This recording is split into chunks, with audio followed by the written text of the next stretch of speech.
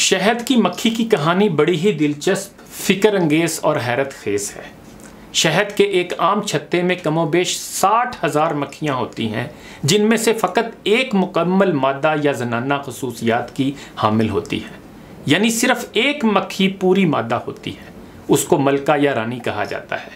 ये पूरे छत्ते की माँ होती है और छत्ते में वही हैसियत रखती है जो बदन में रूह को हासिल है। ये आम मक्खियों से कदरे लंबी होती है। इसका काम सिर्फ अंडे देना है। 4 या 500 के लगभग नर होते हैं जो ड्रोन्स कहलाते हैं। ये मुकम्मल तौर पर निकट्टू होते हैं और बाकी हज़ारों मक्खियाँ वर्कर यानी कारकुन मक्खियाँ कहलाती हैं। ये जिन्स के एतबार से नामुकम्मल मादा होती हैं क्योंकि इनकी बेज़ादानियाँ नातमाम होती हैं, चुनाचे ये अंडे देने के लायक नहीं होती। बाकी तमाम जिबिल्लतों में वो मोनस होती हैं। छत्ते का सारा काम यही करती हैं और इस कदर शदीद और अनथक मेहनत करती हैं कि चंद हफ्तों से ज़्यादा इनकी ज़िंदगी दुश्वार होती है।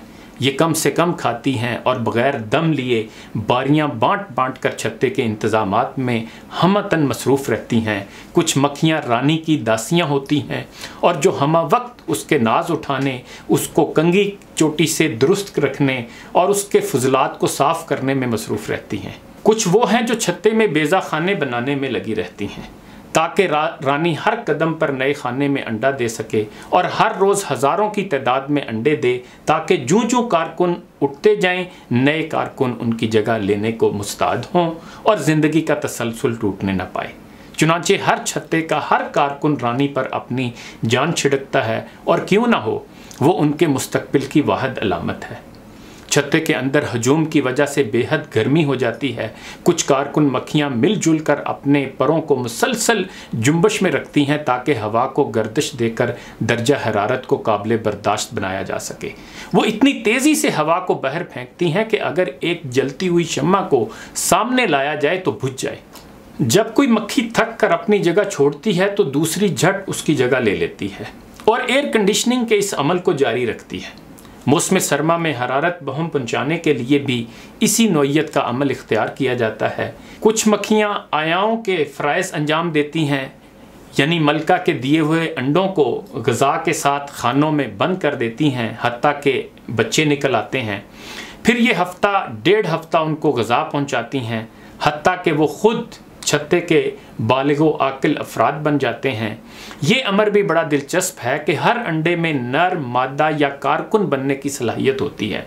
अलबत्ता वो खाने जिनमें ये अंडे परवान चढ़ते हैं मुख्तलिफ अंदाज के होते हैं और हर किस्म के खानों के लिए खुराक भी मुख्तलिफ किस्म की होती है। जो अंडा कारकुन बेज़ा खाने में परवरिश पा रहा है, वही अगर नर के खाने में होता तो कबीले में एक नखट्टू का इजाफा हो जाता और अगर शाही बेज़ा खाने की जीनत बनता तो रानी की सूरत में बरामद होता। गोया छत्ते की माँ अपनी औलाद को खाम माल अता करती है जिसको मुदब्बर जहन सोच समझ कर खपाते हैं और मुख्तलिफ अहवाल के तहत मुख्तलिफ मनसूबा बंदी करते हैं। ये तो छत्ते की दाखिली गहमा गहमी थी। अब ज़रा बैरून खाना भी चलिए। शहर के दरवाज़ों पर बाकायदा संतरी मुकर्रर हैं, यानी कुछ कारकुन मक्खियाँ छत्ते के मुंह पर बासबानी करती हैं और किसी गैर मक्खी को अंदर नहीं आने देती, क्योंकि इंसानी मुआशरे की मानिंद मक्खियों के मुआशरे में भी अच्छे और चोर उचके सभी पाए जाते हैं। बाज़ छत्तों की अखलाकी हालत पस्त होती है, चुनांचे ये लोग खुद मेहनत करके शहद बनाने की बजाय दूसरे छत्तों में नकब जनी को तरजीह देते हैं। हर छत्ते के पासबान इन मुजरमों को मार भगाने या डस कर जान से मार डालने के लिए मुस्तैद रहते हैं। चोर अचकों के साथ साथ कुछ भोले भाले अफराद भी पाए जाते हैं जो फूलों फलों के रस से लदे फंदे आते हैं मगर भूल कर दूसरों के घर जा निकलते हैं। इस सूरत में छत्ते के संतरी कमाले खुदगर्जी का सबूत देते हैं, यानी ऐसे भोले भाले कारकुन को अंदर आने दिया जाता है ताकि वो अपनी कमाई इन कारकुनों के स्पुर्द कर दें जो छत्ते के अंदर ज़ख़ीरा साजी में मसरूफ़ हैं। जब फूल मुरझा चुके होंगे और फ़ज़ा की यखबस्तगी कारकुनों के परे परवाज़ को शल कर देगी, छत्ते के बाकी हज़ारों कारकुन उड़कर चमन चमन फिरते हैं और बाज़ औक़ात 2-2, 3-3 मील तक की उड़ान करते हैं और फलों और फूलों पर गिरते हैं। फूलों की ज़ेरी नली में रब्बुल आलमीन ने उनके लिए मिठास और अमृत रस का ज़ख़ीरा रखा है, जिसमें ये मक्खियाँ अपनी सुई जैसी नन्ही मुन्नी खरतूम को दाखिल कर देती हैं और रस को अपने शहद के पोटे में भर लेती हैं, जिसको दोबारा उगल कर शहद बना लेंगी। इकबाल ने क्या खूब कहा था कि नहीं है चीज़ निकम्मी कोई ज़माने में, कोई बुरा नहीं कुदरत के कारखाने में। अहमद अयूब ज़ौकी के इस शेर के साथ इजाज़त लेता हूँ। रखते हैं जो अल्लाह की कुदरत पे भरोसा, दुनिया में किसी की वो खुशामद नहीं करते।